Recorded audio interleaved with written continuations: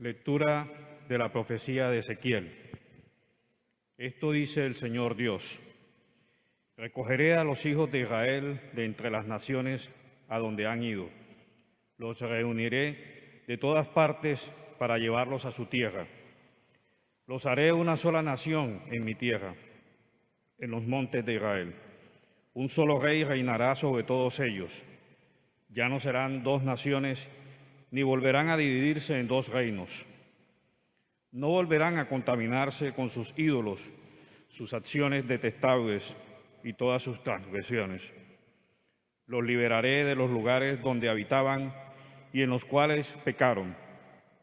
Los purificaré. Ellos serán mi pueblo y yo seré su Dios. Mi siervo David será su rey, el único pastor de todos ellos. Caminarán según mis preceptos, cumplirán mis prescripciones y las pondrán en práctica. Habitarán en la tierra que yo di a mi siervo Jacob, en la que habitaron sus padres. Allí habitarán ellos, sus hijos y los hijos de sus hijos para siempre, y mi siervo David será su príncipe para siempre. Haré con ellos una alianza de paz, una alianza eterna. Los estableceré, los multiplicaré y pondré entre ellos mi santuario para siempre. Tendré mi morada junto a ellos. Yo seré su Dios y ellos serán mi pueblo. Y reconocerán las naciones que yo soy el Señor que consagra a Israel, cuando esté mi santuario en medio de ellos para siempre. Palabra de Dios. Te alabamos, Señor. Conservar la unidad no es tan sencillo como nosotros quisiéramos. Pero solamente la unidad es lo que salva una familia, lo que salva una nación, lo que salva una sociedad. Las guerras civiles se caracterizan por ser la lucha interior que vive un pueblo entre sus conciudadanos, distinto a los otros tipos de guerras internacionales que se luchan contra pueblos vecinos que no son de nuestra nación. Una guerra civil es ciudadano contra ciudadano, hermano contra hermano, vecino contra vecino. Y una guerra civil lleva a un pueblo a su destrucción. Y una familia que vive internamente dividida también está destinada a destruirse. La gran lucha por tener un espíritu conciliador, por buscar la unidad, siempre es un reto que Jesús nos hace a nosotros y que nosotros como cristianos deberíamos entender. Hay dos cosas que dividen profundamente el corazón de las naciones y de las familias, que son la política y la religión. Cuando las personas empiezan a discutir, y subrayo sobre eso, discutir acerca de cuál es la religión verdadera o de cuál es el partido político que nos pueda sacar a nosotros de una dificultad, ese tipo de cosas al final lo que va sacando a flote es como el resentimiento, porque a la postre terminamos hiriendo nuestro propio ego y se convierte en una disputa personal. Cada uno va tomando las cosas como a pecho y sintiendo la agresión de una manera ya directa a su propia persona. Políticos que no le conocen a usted y que usted y yo le importamos 5, se han convertido en fuente de división en muchas familias hoy. Religiones que se han convertido en fuente de división. Cuando alguien que profesa una fe le habla mal a usted de la fe que usted tiene. Y todo eso termina hiriendo mucho. Por eso el Señor hoy nos hace a nosotros una profecía en el libro de Ezequiel, en el capítulo 37. En el momento en que la profecía se hace, Israel era un pueblo que ya había sido dispersado porque había sido desterrado de su tierra, había sido expulsado de su propia nación. Y los israelitas les había tocado irse a muchas partes. Imagínense ustedes un pueblo como Venezuela, en el que en este momento muchísimos de sus ciudadanos se han dispersado, han salido de su tierra, muchos en Colombia, otros en Ecuador, en Perú, en Chile, en Argentina. Todos esos hermanos venezolanos dispersos por los distintos países de América Latina.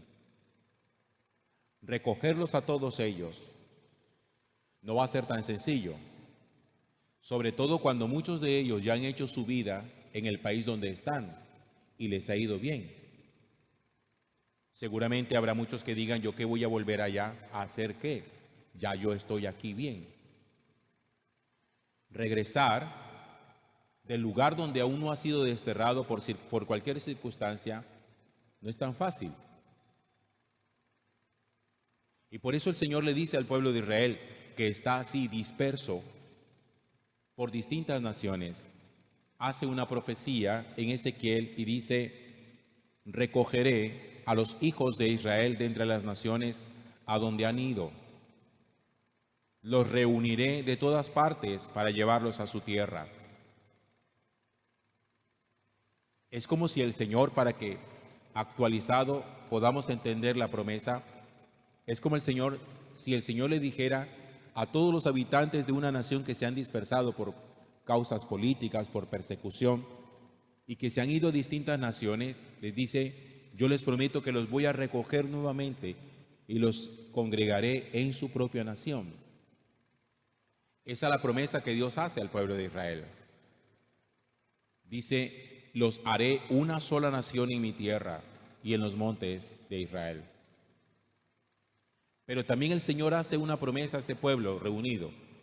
Dice, no volverán a contaminarse con sus ídolos. No volverán a contaminarse.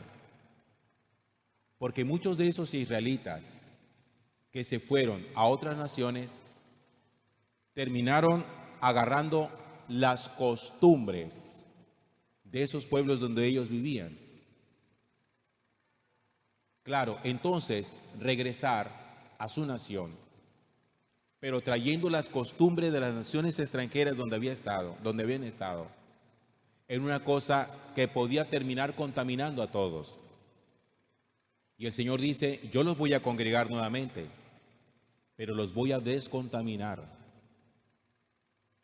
Miren, la unidad necesita descontaminación. Para uno lograr conservar en su casa, en la sociedad, con sus vecinos, en su propia familia, una estructura de unión, de esa cosa que nosotros hablamos tanto de la unidad familiar. No crean que la unidad familiar es producto de la juntura. La unidad familiar no es producto de estar juntos. El solo hecho de vivir bajo un mismo techo no produce unidad familiar, porque la unidad familiar no es mágica. Estamos todos bajo el mismo techo. ¿Cuántas personas bajo el mismo techo ni se hablan? Simplemente no salen de casa porque no tienen a dónde irse. Pero cada uno ha hecho de su propio espacio como un territorio que defiende a capa y espada. Pero no les interesa para nada. En absoluto les importa la vida de las otras personas que están dentro de su familia. Por eso miren ustedes que cuando el Señor dice, voy a recogerlos de entre todas las naciones y haré una gran nación, también dice, y no volverán a contaminarse con sus ídolos, con sus acciones detestables. Porque para producir la unidad se necesita descontaminar el corazón. Uno no puede llegar a su casa, hermano, trayendo cualquier porquería ni cualquier basura, pensando sencillamente que esta es mi casa y yo hago aquí lo que me dé la gana porque también es mi casa. Eso no va a lograr unidad nunca.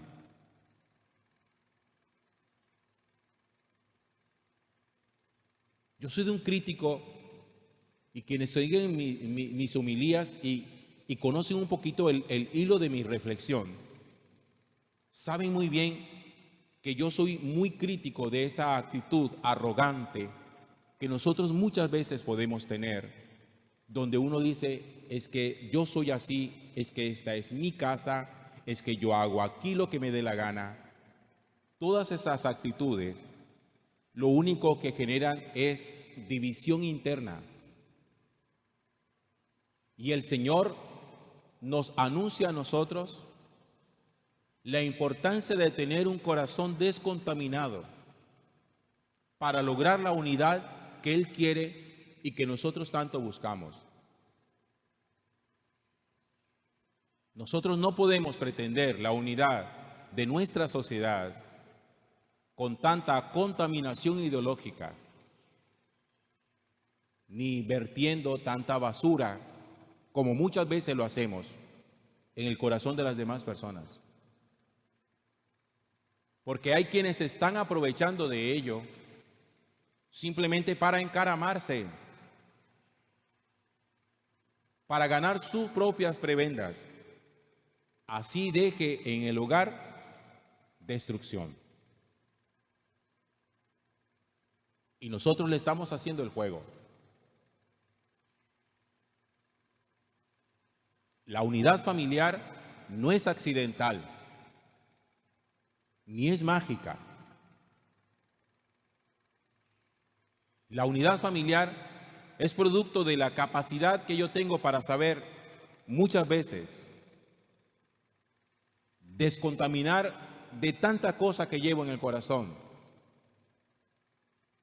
y que yo sé que a la postre lo único que hacen es hacer muchísimo daño a los demás. Nosotros somos conscientes porque tenemos una racionalidad que nos lo permite descubrir de que hay actitudes nuestras, posturas nuestras que hacen daño y lo sabemos muy bien. Y lo decimos, yo sé que esto hace daño a mi familia. Si lo sabemos, no podemos estar simplemente arraigados, afianzados a eso y decir como siempre yo soy así. Hermano, ese no puede ser un lenguaje nuestro.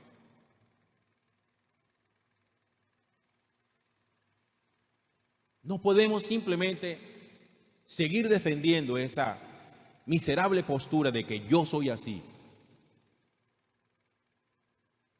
Porque si usted defiende yo soy así, usted va a poder subir posiblemente a la cima, pero va a quedar completamente solo.